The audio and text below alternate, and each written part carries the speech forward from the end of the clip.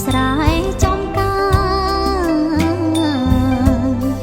ទីណាមានទុកឃើញមុខអ្នកម៉ែចេញជួយហោហាយក្រុងស្រែចំការឆ្លងព្រៃកាត់ជ្រុំភ្នំខ្ពស់ម្ដេចម្ដាម៉ែមិនរញរា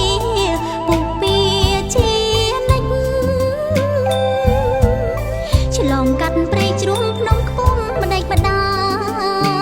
ម៉ែមិនរញរាពុះពីជានិចអ្នកម្ដាយកក្កបាតបុនរនីហ៊ុនសែនម៉ែប្របីមែនដឹកនាំភារកិច្ចអ្នកម្ដាយកក្កបាតបុនរនីហ៊ុនសែនម៉ែប្របីមែនដឹកនាំភារកិច្ច